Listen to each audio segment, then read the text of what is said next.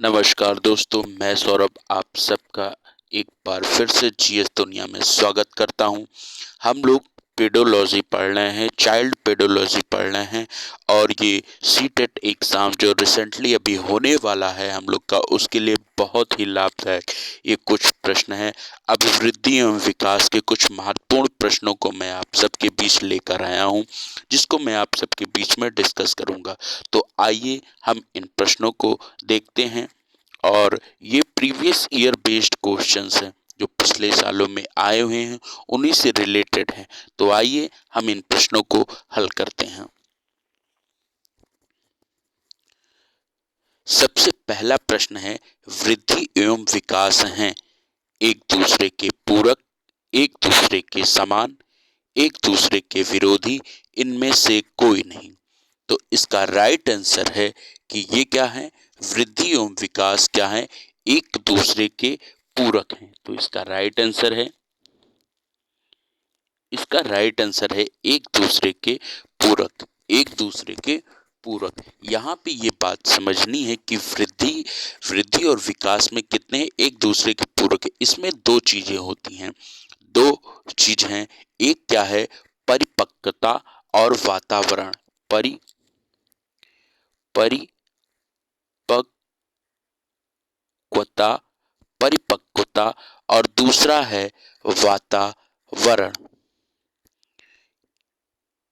ये वृद्धि कॉज इसके दो तत्व होते हैं।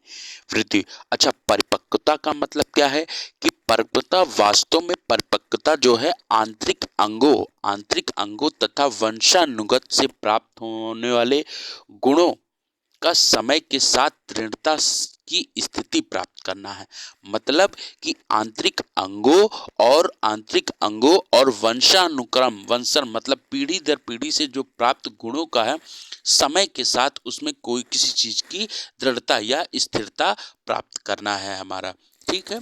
अगली चीज है वातावरण। वातावरण क्या, कि उसका वातावरण कैसा रह रहा है, किस रहन सहन में रह रहा है, किस प्रकार की उसकी प्रक्रिया या दैनिक आस पड़ोस के व्यवहार कैसा है, उसके मतलब ये देखना है कि वहाँ पे वातावरण की अंतःक्रिया को उसको हमको समझना है कि किस प्रकार से वहाँ के मनोवैज्ञानिक, मतलब वहाँ पे आसपास का एनवायरनमेंट कैसा है, किस प्रकार से है, तो इससे रिलेटेड है। या बच्चे का रहन सहन जिस हिसाब से है, कैसे ही उसके आस पड़ोस के लोग रहते, उसी प्रकार से उसका डेवलपमेंट भी होता जाता है। तो आइए नेक्स्ट क्वेश्चन की तरफ चलते हैं। बाल विकास का निर्धारण किया जाता है बालक की संरचना, बालक की वंशागत संरचना द्वारा, बालक संबंधी वंशानुगत तथा वातावरण दोनों की जटिल संरचना द्वारा, बालक संबंधी वातावरणीय प्रभाव द्वारा, इनमें से कोई नहीं। तो इसका राइट आंसर है बालक संबंधी वंशानुगत तथा वातावरण दोनों की जटिल संरचना द्वारा। तो इसका राइट आंसर है बी। आइए नेक्स्ट क्वेश्चन की तरफ देखते हैं। जन्म से मृत्यु तक चलने वाली प्रक्रिया है वृद्धि, विकास, संवेगात्मकता, वृद्धि एवं विकास। तो इसका राइट आंसर है विकास। देखिए, जन्म से लेकर के और मृत्यु तक चलने वाली प्रक्रिया क्या है, इसका डेवलपमेंट ही होता है कि विकास है। क्योंकि बच्चा बड़ा होता है, धीरे धीरे वो जो है बड़ा होगा। छोटा पहले शिशु है, बाल्यावस्था, किशोरावस्था, फिर प्रौढ़ावस्था, फिर उसके बाद जो आएगी वृद्धावस्था। तो उसमें डेवलपमेंट होता रहता है। ठीक है। तो इसमें विकास। आइए नेक्स्ट है, मानव कोशिका में गुणसूत्र पाए जाते हैं 23, 47, 46, 45। तो मानव कोशिका में गुणसूत्रों की संख्या 46 होती है। राइट आंसर है। आइए फिर हम नेक्स्ट क्वेश्चन की तरफ चलते हैं। वर्तमान में मनोविज्ञान है मस्तिष्क का विज्ञान, चेतना का विज्ञान, आत्म तत्व या व्यवहार का विज्ञान। तो इसका राइट आंसर है मनोविज्ञान है व्यवहार का विज्ञान। आइए नेक्स्ट क्वेश्चन की तरफ चलते हैं। विकास प्रक्रिया के संदर्भ में मैकडूगल का योगदान है, मतलब विकास की प्रक्रिया के संदर्भ में मैकडूगल ने क्या योगदान दिया है, तो इसके बाद हम शील गुणों का सिद्धांत, शारीरिक विकास का विश्लेषण, या 14 मूल प्रवृत्त्यात्मक व्यवहार का विश्लेषण, शरीर रचना का सिद्धांत। तो इसका राइट आंसर है इसमें 14 मूल प्रवृत्त्यात्मक व्यवहार का विश्लेषण, ये इन्होंने इस पे दिया, इसका राइट आंसर। आइए नेक्स्ट क्वेश्चन की तरफ चलते हैं। बालक के विकास की प्रक्रिया एवं विकास प्रारंभ होता है 5 वर्ष से, जन्म से 5 वर्ष, जन्म से 6 वर्ष, जन्म से पूर्व, या 3 वर्ष। तो इसका राइट आंसर है जन्म से पूर्व, इसका राइट आंसर है जन्म से पूर्व। मतलब बालक के विकास की जो प्रक्रिया हम विकास, देखिए बालक का जो विकास होता है वो क्या है, विकास है प्राणी के शरीर तथा मानसिक पक्ष दोनों में कुछ ना कुछ प्रगतिशील परिवर्तन करता रहता है। मतलब शारीरिक और मानसिक दोनों में प्रगतिशील कुछ परिवर्तन करता रहता है, जिससे उसे हम क्या कहते हैं, विकास कहते हैं। अच्छा, विकास के जो मुख्य 2 तत्व हैं वो क्या हैं, वंशानुक्रम और वातावरण पर आधारित होते हैं। वंशानुक्रम मतलब वंशन को उसके पीढ़ी दर पीढ़ी पहले किस तरीके था, और वातावरण पर ये निर्धारित होते हैं। ठीक, तो यहां से इसके ये राइट आंसर। चलिए आइए नेक्स्ट क्वेश्चन की तरफ चलते हैं। अभिवृद्धि है अधिगम, जन्मजात, मूर्त, एक जैविक क्रिया। तो अभिवृद्धि का राइट आंसर है ये एक जैविक क्रिया है। आइए अभिवृद्धि के बारे में समझें।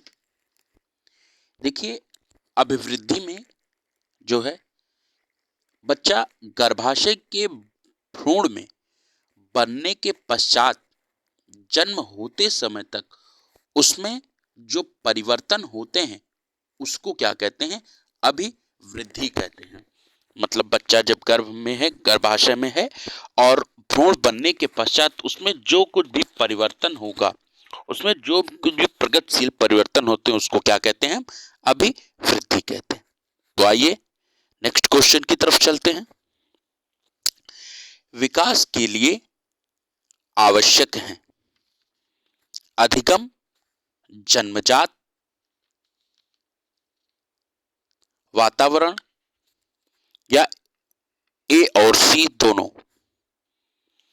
तो विकास के लिए अधिगम और वातावरण दोनों ही जरूरी हैं, क्योंकि अधिगम में भी है कि क्या करता है, जन्म से लेकर के भ्रूण बनने के पश्चात से उसमें जो परिवर्तन होते हैं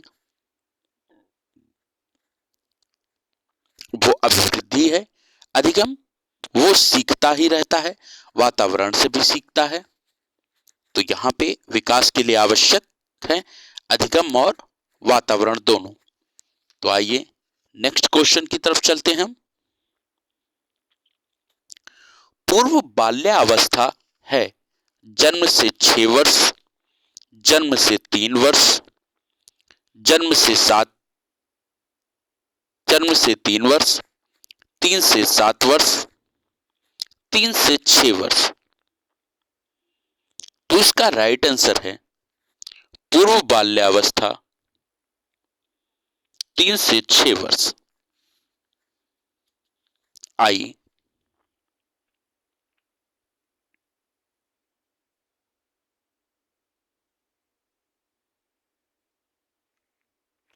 नेक्स्ट क्वेश्चन की तरफ चलते हैं।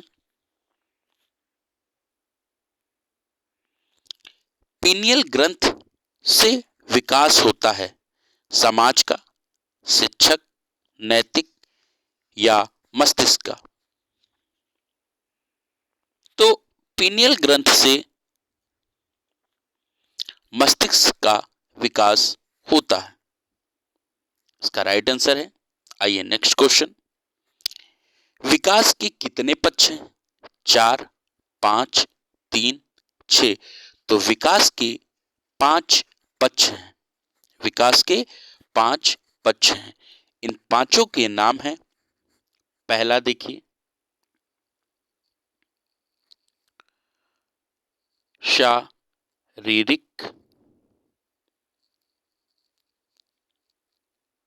शारीरिक विकास।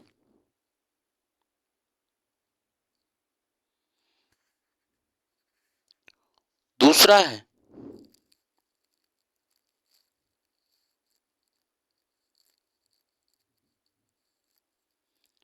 मानसिक विकास। तीसरा है सामाजिक विकास।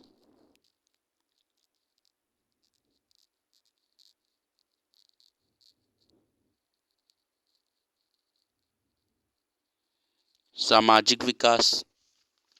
और चौथा है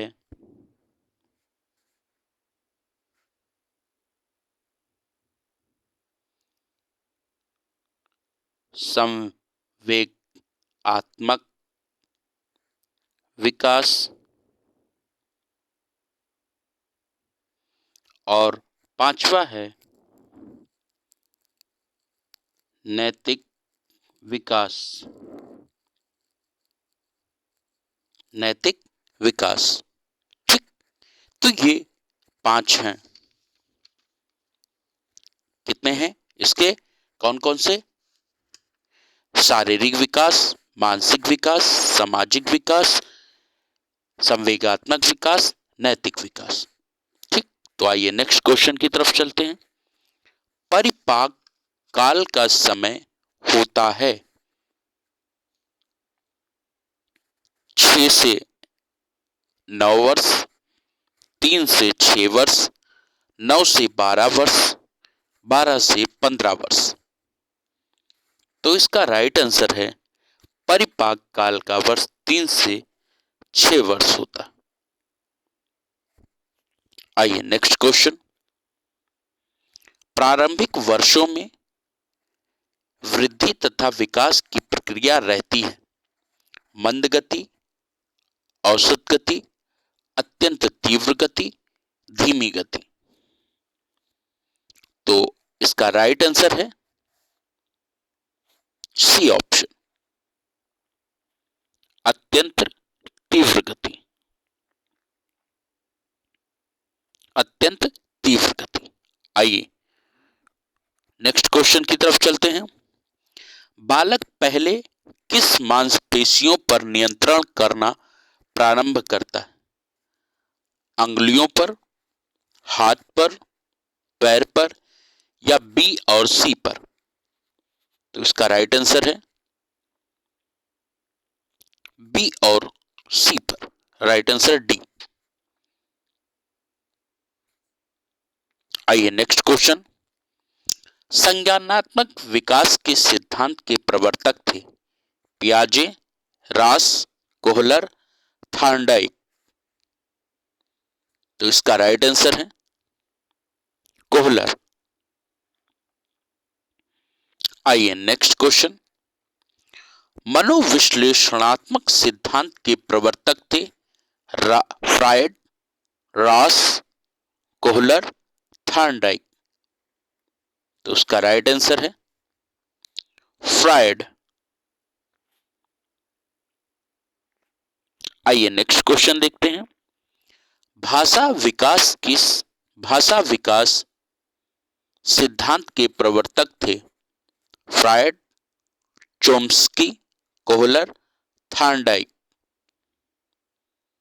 तो इसका राइट आंसर है चोम्स्की। आइए next question, second last question. मनोसामाजिक विकास के सिद्धांत के प्रवर्तक थे फ्रायड, इरिक्सन, कोहलर, थार्नडाइक। इसका राइट आंसर है इरिक्सन। और आज के अंतिम प्रश्न है, विकास है बहुमुखी प्रक्रिया, एकांकी प्रक्रिया, दोनों या इनमें से कोई नहीं? तो इसका राइट आंसर है एकांकी प्रक्रिया। एकांकी प्रक्रिया। आज की ये प्रश्न समाप्त होते हैं। हम लोग कल फिर मिलेंगे। इस चैनल को लाइक करें, शेयर करें एंड सब्सक्राइब करें। बहुत बहुत धन्यवाद।